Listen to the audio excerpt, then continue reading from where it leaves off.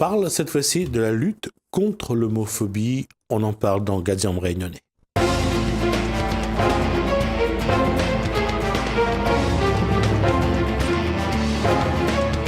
Deux femmes sur ce plateau pour en parler. Linda Trémoulu, bonsoir. Bonsoir. Ludivine Maillot-Assama, bonsoir. Bonsoir. Surtout pas écorcher le nom. Ah non. Alors, enseignante au lycée professionnel Jean Perrin à Saint-André. Oui, enseignante en prévention santé. Et là, je suis en tant que référente en éducation à la sexualité. À quel titre je reçois Alors, je suis tout d'abord enseignante d'espagnol et aujourd'hui, je viens en tant que coordonnatrice de projet du lycée Jean Perrin. D'accord. Alors, c'est quand d'abord, on va fixer le jour et l'heure.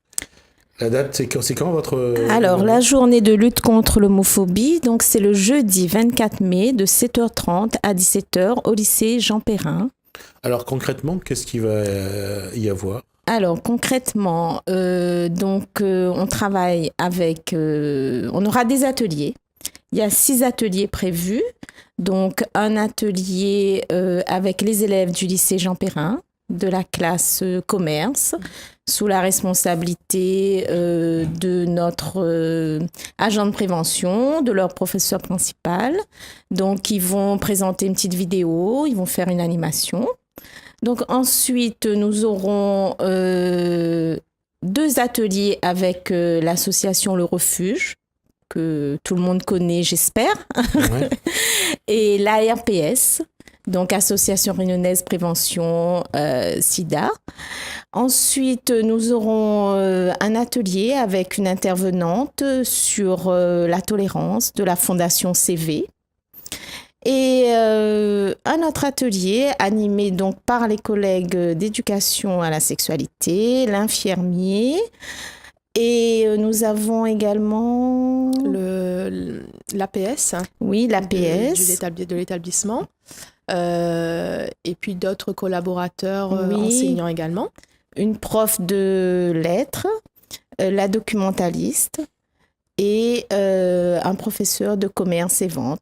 Donc, un atelier sous le préau avec un arbre à message de tolérance, distribution de pins, symbole de lutte contre l'homophobie, donc bleu.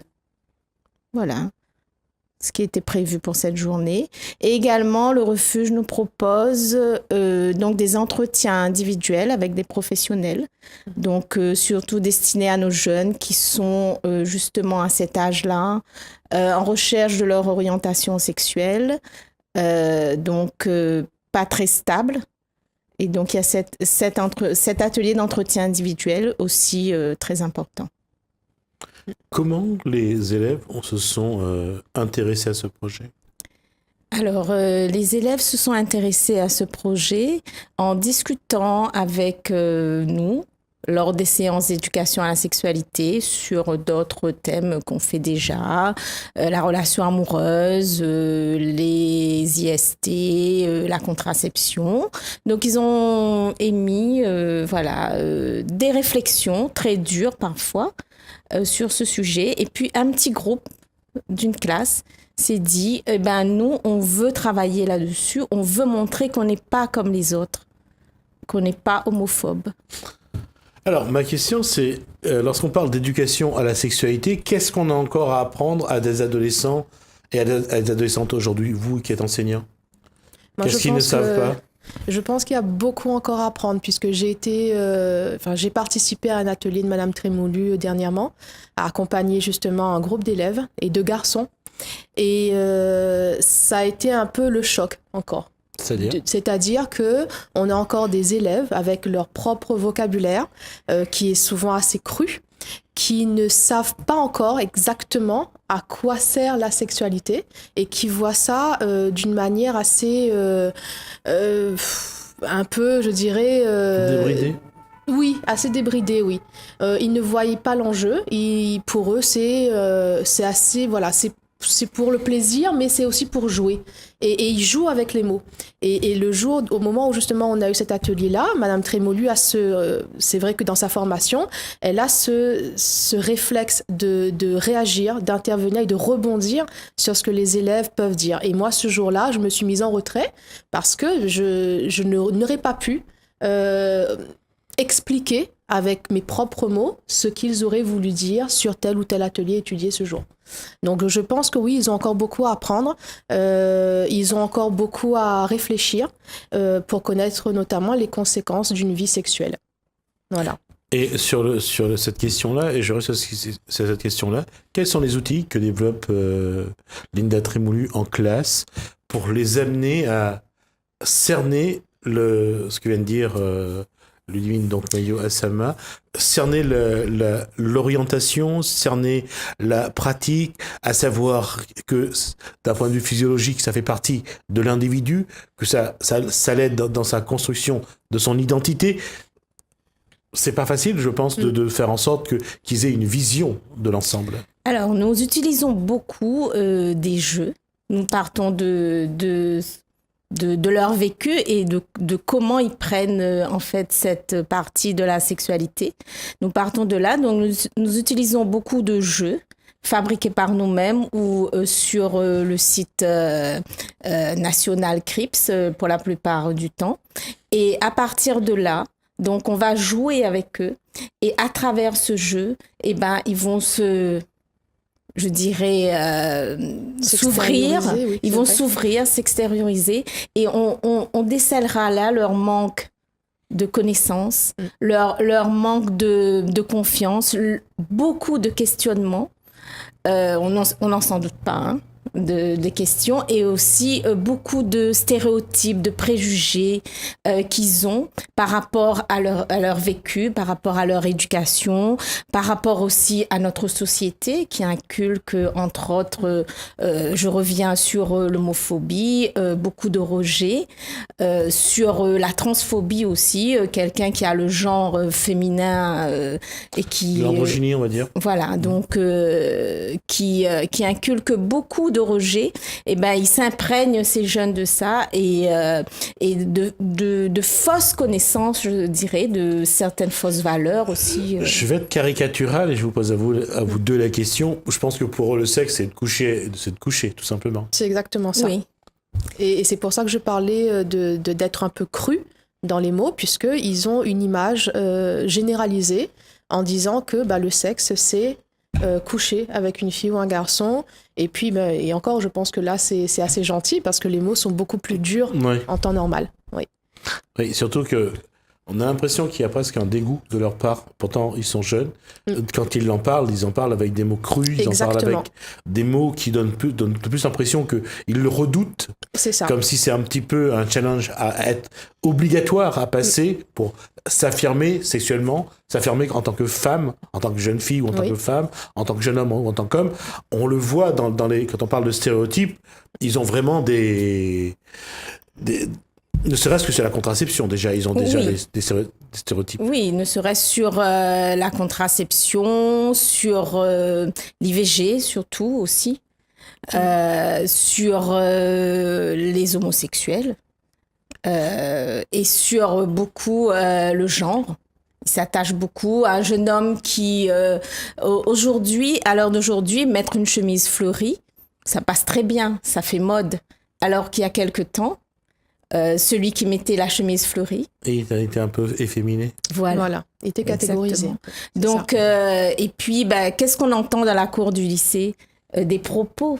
Nous, on veut que ça s'arrête. On veut que nos élèves deviennent des citoyens qui aient à vivre ensemble. Justement, on voit que déjà, au niveau de leur sexualité, ça n'est pas simple, que c'est pas facile pour eux de se positionner par rapport à ce qu'ils sont, et surtout, c'est pas facile d'aller vers ce qu'ils sont. Ça doit être encore un peu plus complexe, je pense, lorsqu'il faut parler d'homosexualité.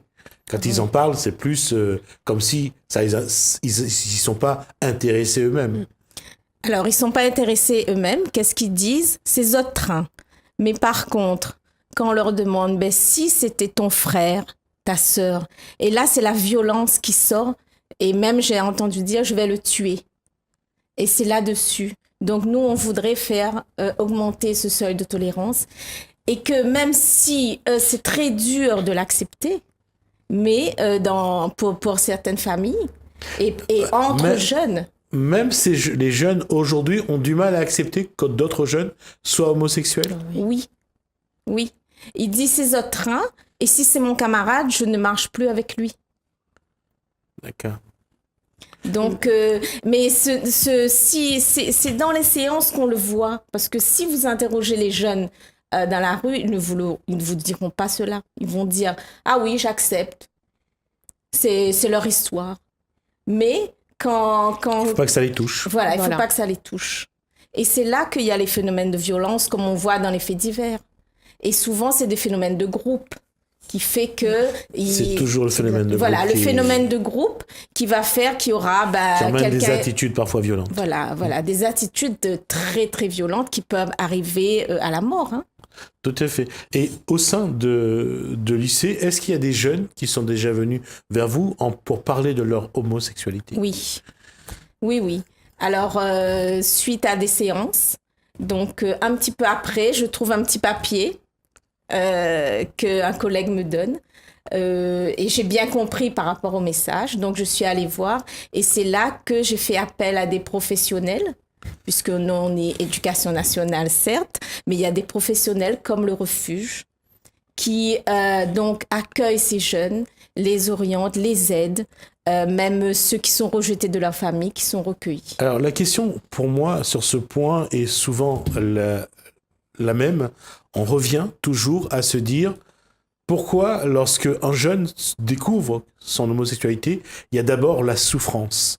La première chose que, surtout chez les garçons, un peu moins chez les filles, mais un peu plus chez les garçons, on le sait, et les chiffres en parlent, sont très précis là-dessus, c'est que lorsqu'un jeune garçon se découvre homosexuel, il est dans une solitude. Il s'isole, il sait pas à qui il doit en parler. C'est pour ça qu'à chaque fois, lorsqu'on parle de l'homophobie, on parle d'abord des jeunes garçons parce que c'est vraiment pour en avoir vu, et surtout il y a 1 an ou 2, il y a un jeune qui s'est suicidé pour ça aussi.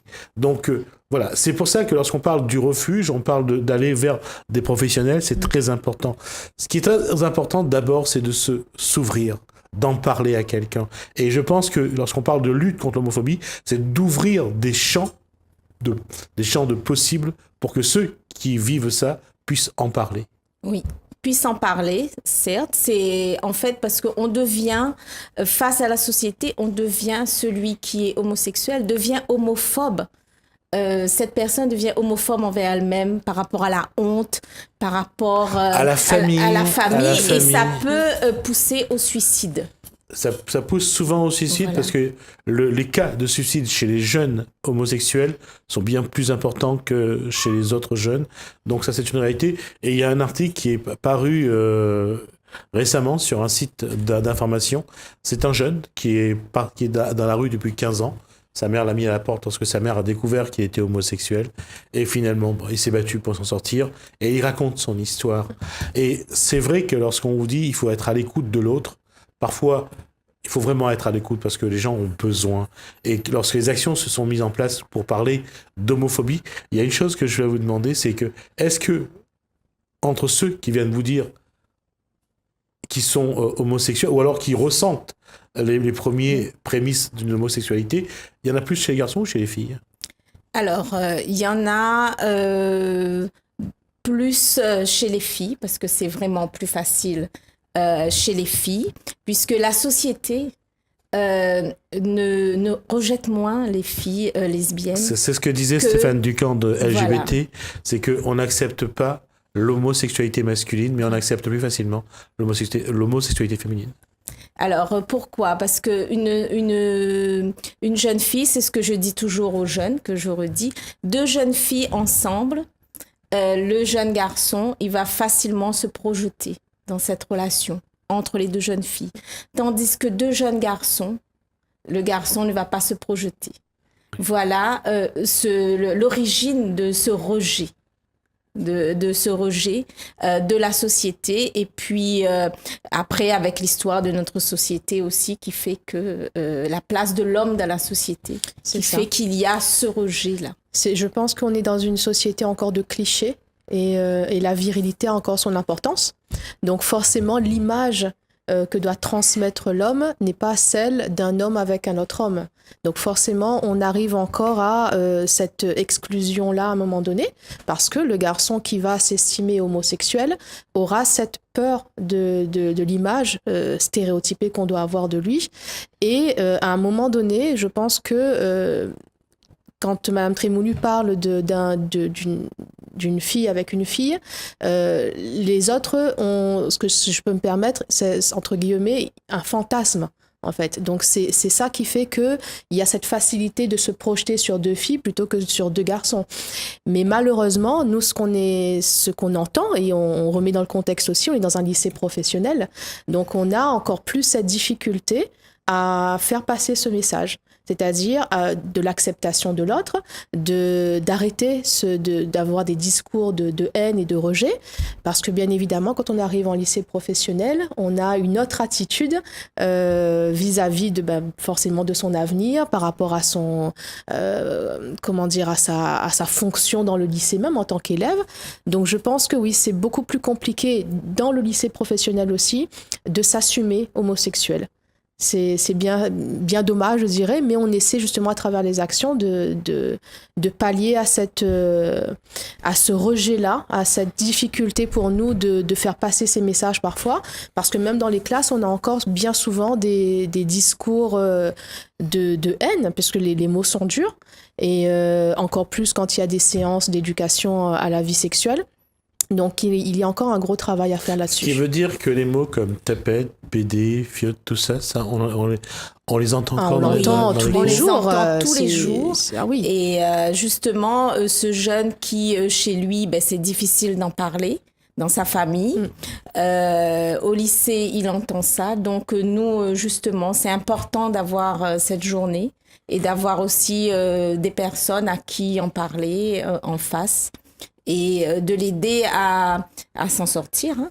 Vous doutez bien, mesdames, que ce jour-là, ça m'étonne. Vous êtes consciente que ceux qui sont homosexuels vont pas venir se dévoiler ce jour-là. Sûr qu'ils vont pas venir, mais ils vont repérer. D'accord. Ils vont repérer les personnes du lycée même. Ils vont aussi repérer les différentes associations, le numéro 24 heures sur 24 du refuge, l'ARPS, et on va mettre un bureau au cas où il y aurait ceux qui voudront faire des entretiens individuels. Ça pourrait être un déclic, effectivement. Ça pourrait être un déclic, le départ. Et après, donc, les différents ateliers seront surtout destinés aux autres qui sont homophobes.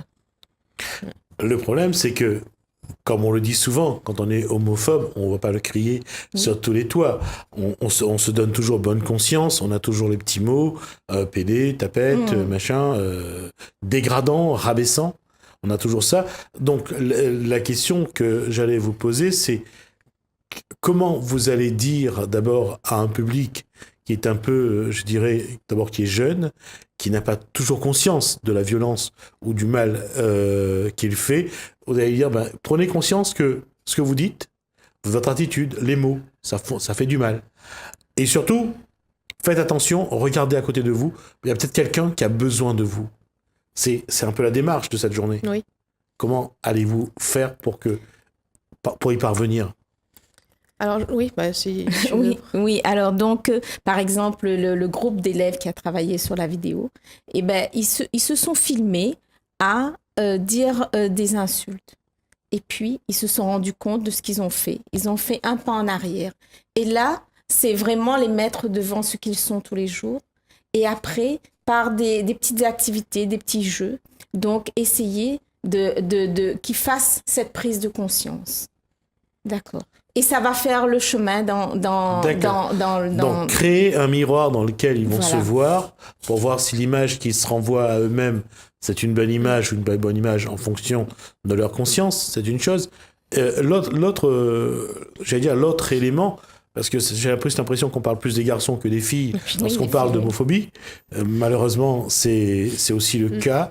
Comment faire pour que, d'une part, ils s'acceptent, eux, quelle que soit leur orientation sexuelle, et comment surtout faire que, lorsqu'ils regardent l'autre, et s'ils voient des signes, même si c'est parfois stéréotypé, qu'ils acceptent l'autre. Parce que la question est là. Comment faire en sorte que celui qui rejette puisse à un moment donné accepter? Alors, celui qui rejette puisse à un moment donné accepter, qu'il comprenne que lui, il a son orientation sexuelle. Il est hétérosexuel. D'accord? Quand il passe dans la rue, on n'appelle pas comme une espèce d'hétéro. D'accord? Et qu'il a son orientation sexuelle comme celui qui est homosexuel. Comme il a des cheveux d'une telle couleur, comme il est différent. Donc là, on est dans l'acceptation de la différence, dans tous les domaines, entre autres dans l'orientation sexuelle. Et là, il va prendre conscience, et ben oui. D'accord. Donc, c'est amener les élèves donc, à se confronter à la réalité de tous les jours. Voilà. Et donc à le Exactement ça, voir de le voir différemment. C'est exactement ça. Je pense qu'en fait, à un moment donné, ça, c'est notre quotidien aussi, c'est-à-dire faire passer des messages à nos jeunes. Et pour cet événement-là, c'est d'autant plus important puisqu'on est toujours dans le respect, dans tous les cas. Et il faut, je pense, rassurer l'autre, que ce soit celui qui est en situation d'homosexualité ou l'autre qui est homophobe. Mais c'est un travail du quotidien. C'est pas simplement là, avec cette action-là, qui va nous aider au fur et à mesure, si on la renouvelle éventuellement, mais c'est un travail du quotidien. Dernièrement encore, quand on a transmis le planning de cette journée, moi personnellement, je regarde mes classes, et il y a forcément un discours qui est tenu derrière. C'est au moment où vous allez assister à tel ou tel atelier, vous allez avoir une attitude forcément. Il ne faut pas non plus être dans...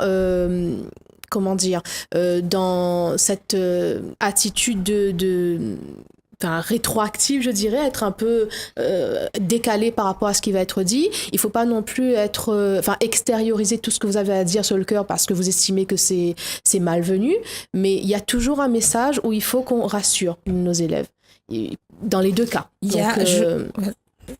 Oui, je rajouterais, il y a cette peur, puisque souvent, dans le lycée, les élèves disent « Moi, je ne marche pas devant un homosexuel ». Il y a toujours cette peur. Je dis « Mais pourquoi ?» Je dis « Mais madame, l'homosexuel, il va me violer ». C'est cette peur, cet inconnu. Je dis « Mais est-ce qu'un homosexuel, c'est un violeur ?»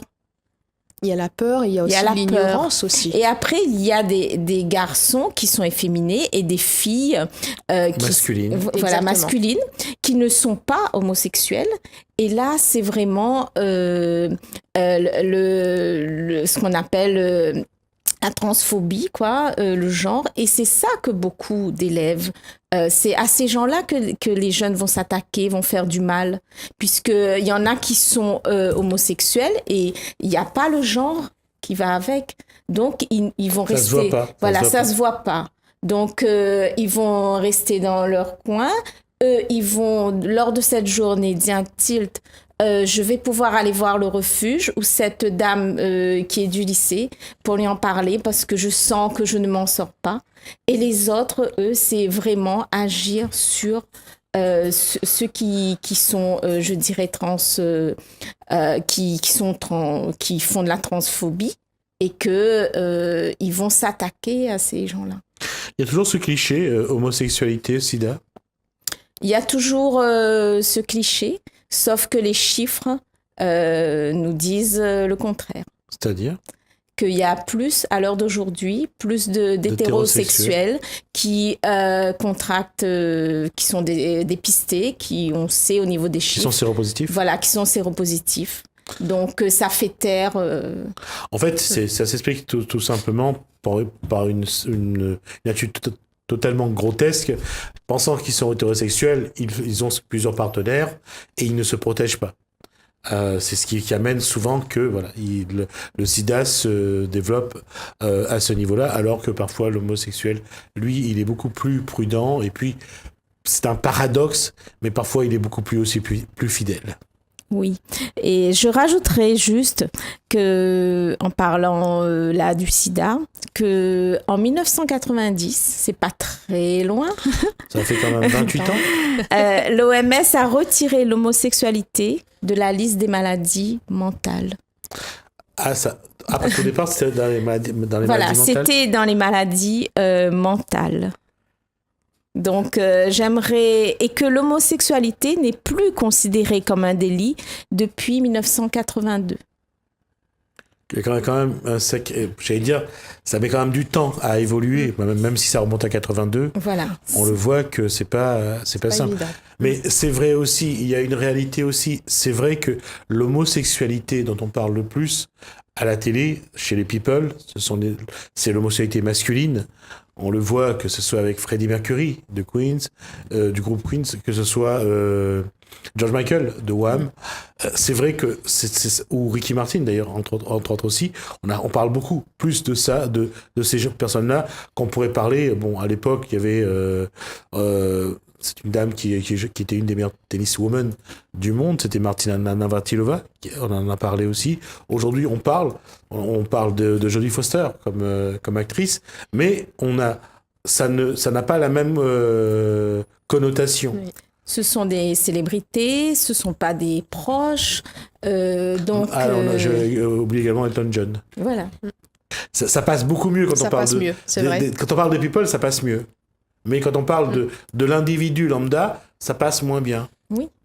C'est vrai, parce qu'on est dans une réalité, en fait. On n'est pas dans le monde des people, on n'est pas dans ce monde d'extravagance aussi. Donc forcément, quand on atterrit, quand on a les pieds sur terre, quand on est dans une société dite quasiment normale, je dirais, en dehors des strass, c'est plus difficile. Parce qu'en plus, on a en fonction, je dirais, je ne parlerai pas forcément de classe sociale, mais en fonction de là où on grandit, c'est vécu différemment, forcément. C'est vécu différemment et c'est même parfois triste. Oui. J'ai un copain, il est homosexuel, c'est quelqu'un de très bien, c'est vraiment quelqu'un qui donne beaucoup aux autres. Et quand je dis qu'il donne beaucoup aux autres, c'est qu'il est dans tout ce qui est médical, de la santé. Et pour pouvoir tenir la main de son ami, pour pouvoir se balader main dans la main avec son ami, il part à Paris, parce que là, personne ne le connaît, et il peut le faire. Pour montrer qu'on a du mal aujourd'hui à accepter les différences. C'est cette image. Ouais. Cette image qui est très difficile pour nous, humains, d'accepter, de se projeter, parce qu'on vit aussi beaucoup dans la projection. Hein. La question, c'est que faire pour que demain, est-ce qu'il faut montrer le seul responsable alors LGBT, oui. J'essaie de retrouver lesbiennes, gays, bisexuels et trans. C'est Stéphane Ducamp qui vient à chaque fois ici sur ce plateau en parler. J'ai jamais eu d'autres personnes qui représentent donc cette association. Ça montre bien que c'est pas facile non plus pour les personnes homosexuelles ou transgenres ou transsexuels ou bisexuels de se mettre au devant de la scène. Il y a également Pépita qui, elle, anime des concours de beauté qui vient, mais sinon c'est pas simple non plus. On voit que le regard de l'autre pèse. Oui, le regard de l'autre pèse. Je veux dire également pour les personnes qui travaillent avec ces gens ou comme nous qui sommes là aujourd'hui. Hein. Et c'est vous qui venez. On va terminer l'émission. Alors, on va juste rappeler donc le 24 mai, jeudi 24 mai. Le jeudi 24 mai 2018, donc journée de lutte contre l'homophobie avec toute l'équipe de Jean Perrin, ainsi que l'association Le Refuge et la RPS. D'accord, on va nous essayer d'être présents. Merci donc à Linda Trémoulu, donc enseignante au lycée professionnel Jean Perrin, donc enseignante en biotechnologie, prévention santé et référente en éducation à la sexualité. Et Ludivine Maillot à Sama. On précise quand même. À Sama. Oui, c'est ça. Professeur. Oui. Professeur d'espagnol et coordonnatrice projet, donc qui a permis d'ailleurs, par rapport à cette mission, de pouvoir collaborer avec Madame Trémoulu et mettre en avant les projets de Jean Perrin. Merci à vous deux. Merci à vous de nous avoir suivis. Merci à Lalanne, merci à François donc également pour leur collaboration technique. Et moi, je vous dis, portez-vous bien. Continuez bien cette soirée sur Télécréole. À bientôt.